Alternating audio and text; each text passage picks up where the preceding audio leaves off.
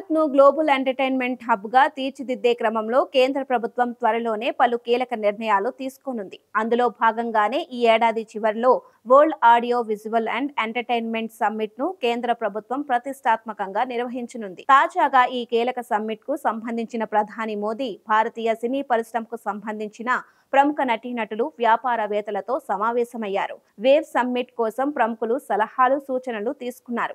ఈ సమావేశానికి సినీ పరిశ్రమ నుంచి మెగాస్టార్ చిరంజీవితో పాటు బాలీవుడ్ స్టార్స్ అమితాబ్ బచ్చన్, షారుఖ్ ఖాన్, అమీర్ ఖాన్, అనిల్ కపూర్, మిథున్ చక్రవర్తి, అక్షయ్ కుమార్, హేమామాలిని, దీపికా పదుకునే హాజరయ్యారు. దక్షిణాది నుంచి super star Rajinikanth, Nagarjuna, AR రెహమాన్లకు అవకాశం దక్కింది.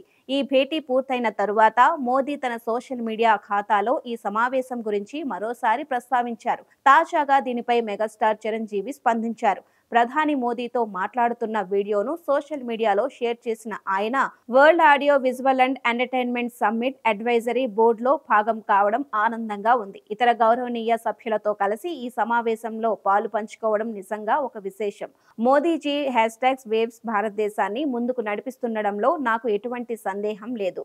సాఫ్ట్ పవర్ ప్రపంచంలో అతి త్వరలో కొత్త పుంతలు తొక్కుతోంది.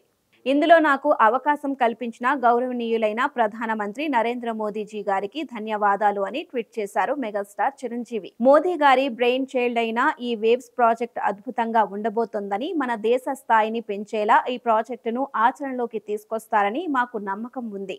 సరికొత్త చరిత్రను లిఖించబోతున్నామనే ఎగ్జైట్మెంట్, సంతోషంలో ఉన్నామంటూ చిరు వేసిన ఈ ట్వీట్ ఇప్పుడు నెట్టింట్లో ట్రెండ్ అవుతోంది. సినీ ప్రముఖులతో పాటు భారత వ్యాపార దిగ్గజాలు ముఖేష్ అంబానీ, ఆనంద్ మహీంద్రా కూడా ప్రధాని మోదీతో వీడియో కాన్ఫరెన్స్ లో పాల్గొన్నారు.